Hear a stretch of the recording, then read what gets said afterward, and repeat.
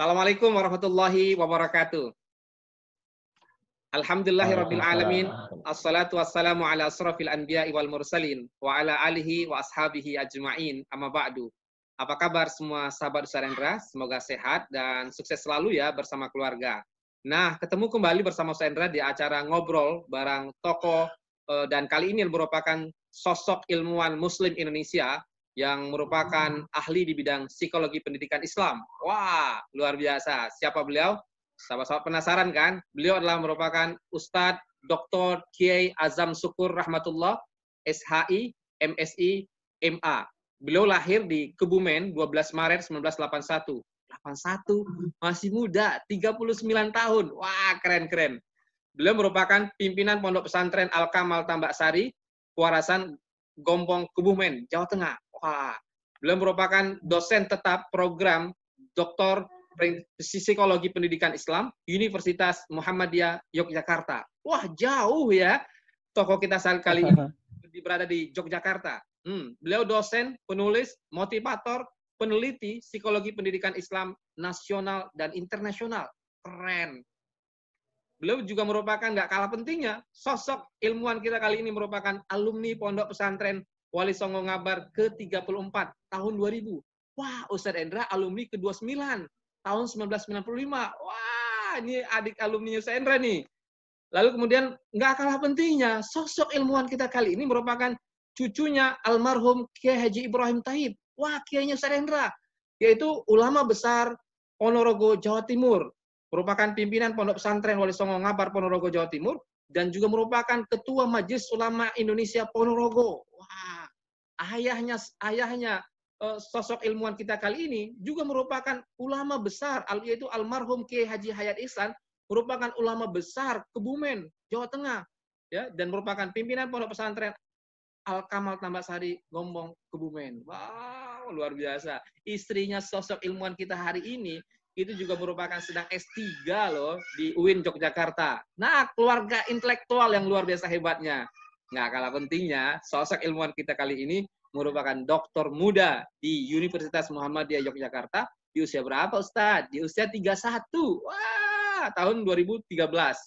Nah, beliau juga merupakan lulusan terbaik, tercepat di S1 UIN Yogyakarta, yaitu berapa tahun, Ustaz? 3 tahun, 3 bulan. Wow, Ustaz Endra aja 4 tahun, 3 tahun, 3 bulan. Keren. Dan merupakan lulusan tercepat ya, keempat S2, UIN Sunan Kalijaga, Yogyakarta, 1 tahun 8 bulan. Wah, mirip-mirip lah dengan Senda juga 1 tahun 8 bulan nih. Keren.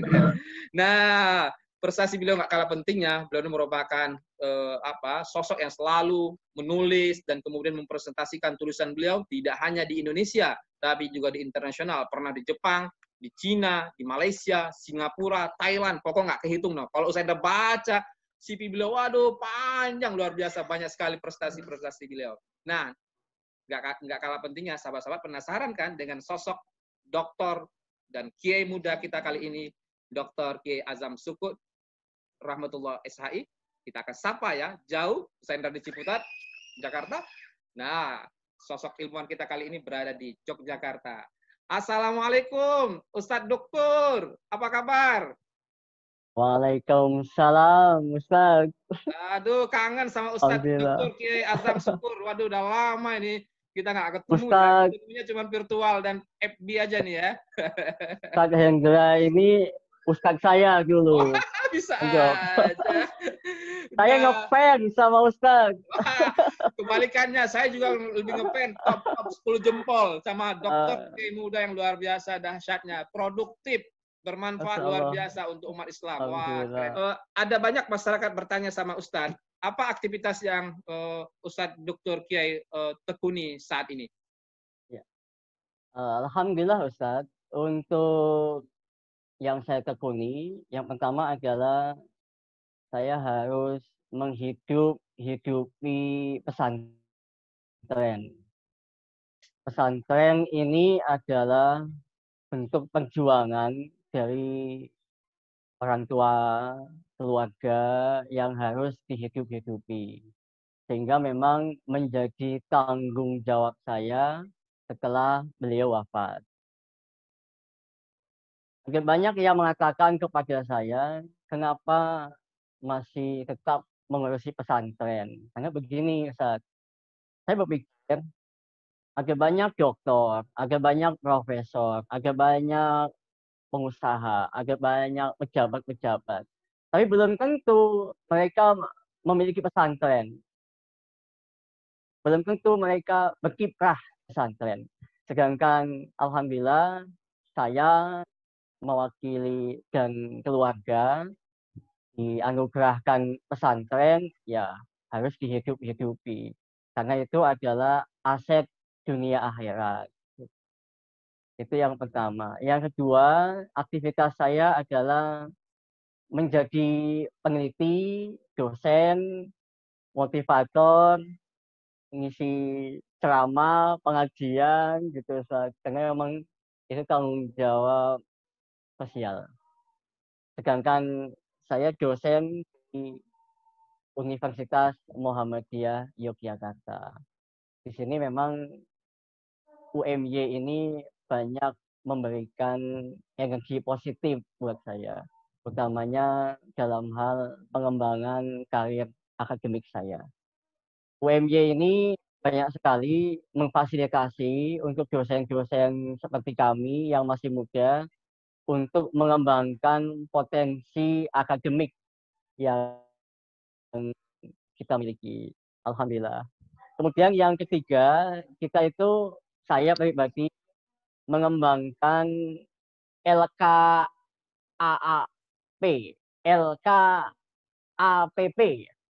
Lembaga Konsultasi Advokasi dan Pendidikan Perkawinan yang didirikan bersama kakak saya yang di Jakarta, dan itu sifatnya sebetulnya nasional, cuma akan kita kembangkan di pesantren Al-Kamal begitu.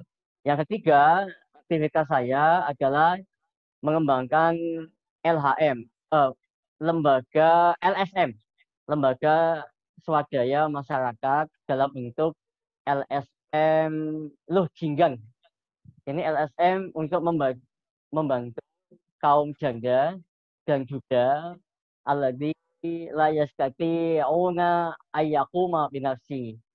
Jadi nggak bisa menghidupi dirinya sendiri. Itu begitu, Ustaz. Sehingga kita bantu mereka. Begitu, Ustaz. Waduh, keren, luar biasa sosok muda kita hari ini ya. Ulama di pesantren, mimpin pesantren yang begitu banyak santrinya, yang memastikan bagaimana berjalannya proses pembelajaran di pesantren. Tapi nggak kalah pentingnya juga Ustadz Dr. Azam juga kemudian berbagi ilmu psikologi pendidikan Islam, bagaimana kemudian mahasiswa tercerdaskan juga. Tapi nggak kalah pentingnya, ada nilai ta'awuninya, nilai tolong-menolongnya, kemudian mendirikan LSM dan berbagai macamnya. Wah, top banget, luar biasa, inspiratif untuk kita semuanya. Ustadz, kalau boleh tahu Ustadz, kapan Ustadz Dr. Kiai mulai belajar berbagi ilmu psikologi pendidikan Islam, Ustadz? Iya, saya tertarik psikologi itu sebetulnya sudah lama, Ustaz. Ketika saya lulus dari Pondok Wali Songo, sebetulnya saya ingin melanjutkan ke psikologi. Tapi waktu itu memang ibu saya dan bapak saya mewajibkan saya untuk mempelajari hukum Islam dulu. Jadi pondasi saya adalah agama dulu, hukum dulu. Karena mungkin bapak saya tahu kalau saya harus menggantikan beliau, melanjutkan perjuangan beliau. Kalau saya tidak mempelajari ilmu hukum Islam, nanti akan menyusahkan buat saya. Sehingga saya S1, S2 di UIN Sunan Kalijaga untuk mempelajari ilmu agama Islam. Setelah itu, kemudian saya barulah mempelajari ilmu psikologi, Ustaz.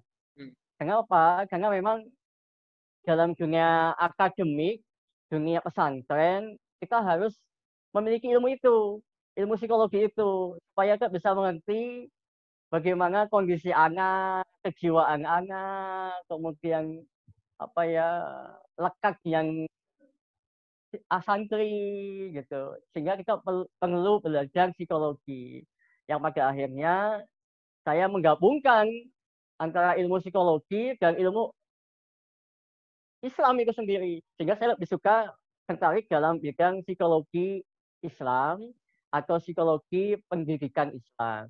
Begitu. Sampai S3-nya. Begitu, Ustaz. Wah, keren. Artinya belajar hukum itu belajar pokoknya, seharusnya. Tapi belajar psikologi itu pikirannya selalu bagaimana sebaiknya. Keren, keren, keren, keren. Artinya sebuah perpaduan yang luar biasa dahsyatnya.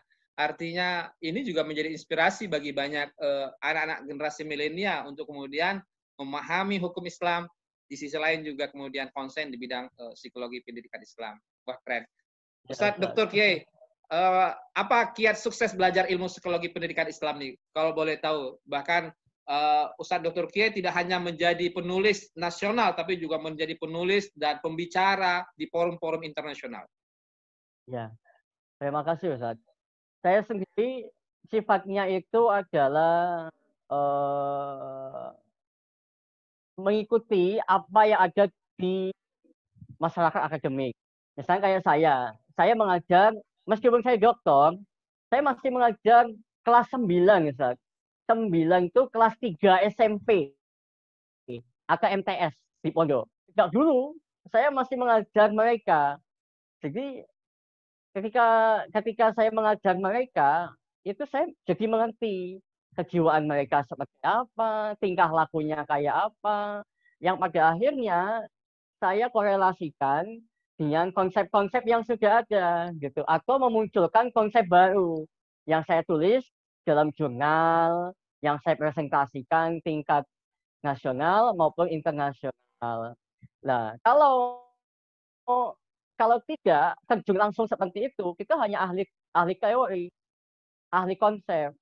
Banyak kan mereka yang S2 misalkan PGMI atau PGSD, tapi nggak pernah menyentuh dunia SD atau MI, nggak pernah mengajar SD, nggak pernah mengajar MI, sehingga itu hanya konsep saja. Gitu. Tapi kalau kayak saya, karena saya kebetulan psikologi pendidikan, saya harus terjun langsung ke sana. Jadi saya pernah ngajar TK itu 3 tahun, ngajar PAUD 2 tahun, MI, SD, kemudian MTS, sampai ke perguruan tinggi, sampai S3. Gitu. Jadi saya pernah semua. Wah, Dan saya keren, keren. pelajari mereka semua, semuanya saya pelajari. Artinya sama seperti orang yang belajar teori tentang renang, tapi kalau nggak pernah terjun Ya. ke kolam renang, juga nggak hebat kan? Jadi memang Ya. selain belajar teori tentang renang, tapi juga untuk bisa merasakan nikmatnya berenang, harus terjun ke kolam renang. Keren. Tidak hanya belajar Di teori sisi tentang lain, Ustaz, psikologi. ya saya di sekolah-sekolah yang saya buat itu, saya jadikan sebagai laboratorium psikologinya. Saya buat model, saya buat modul yang pada akhirnya itu bisa diterapkan di sekolah-sekolah lain. Itu begitu, Ustaz. Artinya punya peran sumbangsi yang luar biasa ya. Artinya bagi kemudian perkembangan ilmu psikologi pendidikan Islam ini. Artinya tidak hanya kemudian dia menetap saja di satu tempat, tapi kemudian dia berkembang dari hari ke hari, yang itu tentu disesuaikan dengan perkembangan karakter manusia dari hari ke hari. Keren banget. Ustadz Dokter, apa pesan Ustadz Dokter untuk generasi milenial kita yang sedang tertarik juga belajar ilmu pendidikan psikologi Islam atau memang sudah belajar? Nah, generasi milenial kita ini kan sebuah generasi yang sebenarnya berubah dari pola kebiasaan membaca menjadi kebiasaan menonton. Nah, bagaimana nih dari sisi psikologis pesan Ustadz Dr. Kiai? Ya, yang paling penting ketika mencari ilmu itu jangan malas. Karena selama ini yang saya amati generasi muda sekarang itu banyak juga yang malas. Malas membaca jurnal, malas membuka kitab-kitab, malas menulis jurnal, malas meneliti, atau banyak membaca Google. Nah, ini kan salah. Jadi, kalau ingin mengkaji suatu ilmu, harus mendalam. Jangan setengah-setengah. Karena kalau setengah-setengah, hasilnya juga setengah-setengah. Jadi, bagi kawan-kawan yang memang ingin mengkaji ilmu psikologi pendidikan Islam, ya paling tidak dia juga harus sungguh-sungguh. Saya ijhad wala taksal wala takun ghafilan panagamatul uqba Liman liman yatakassal. yatakassal. Wah, itu masih ingat Liman banget saya tuh di yatakassal. pesantren itu. Ustaz, kita ngajarkan di pesantren ngabar dulu. Liman Ya, yatakassal. bersungguh-sungguh, jangan bermalas-malasan, karena pada akhirnya akan membuat kita menyesal, Ustaz. Waduh, keren, Begitu, keren. Ustaz. Keren, luar biasa. Enggak, luar biasa ilmu pesantren yang sampai hari ini masih diterapkan, ya. Bersungguh-sungguhlah. Ya, panada matul uqba lima yatakassal. Waduh, saya masih ingat banget itu Ustaz Dr. Azam. Ya, antum Ustaz, Ustaz saya kok.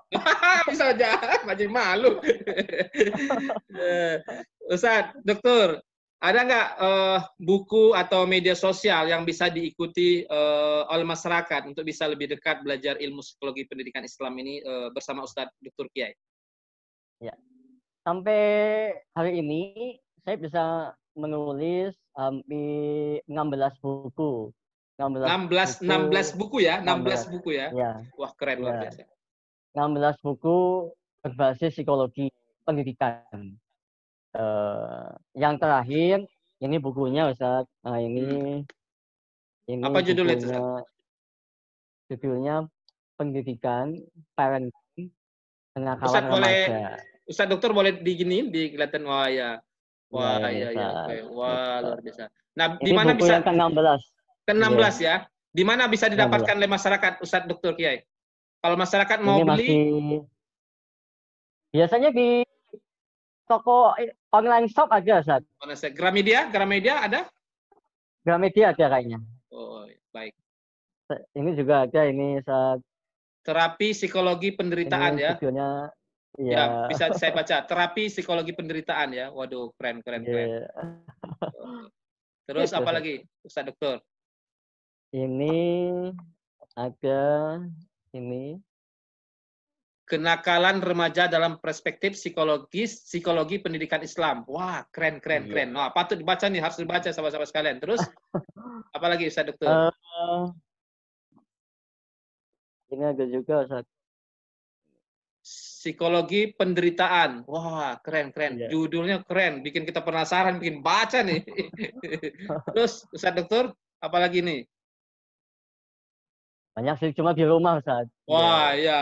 Tapi saya luar belum biasa, ada ketemu. 16 buku yang sahabat-sahabat boleh Ya. baca, dan insya Allah bisa lebih dekat dan bisa menimba ilmu banyak dari guru kita hari ini, yaitu Ustadz Dr. Kiai Azam. Jadi luar biasa. Ustadz Dr. Kiai, kalau media sosial, Facebook, apa yang Ustadz Dr. punya untuk bisa di-follow oleh masyarakat? Facebook saya sama dengan nama saya Ustaz.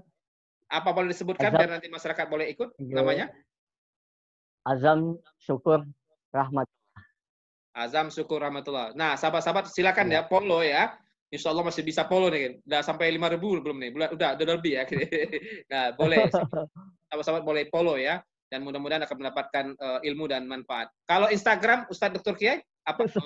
Saya punya cuma nggak saya aktifkan. Oh, jarang ya. Tapi nanti Ya. mudah-mudahan kalau ada nanti sahabat-sahabat boleh follow juga. Ya. Nah, kalau YouTube, Ustadz Dr. Kiai. Hati kayaknya. Wisata Hati. Oh, wisata hati. Nah, sahabat-sahabat Kayaknya boleh itu.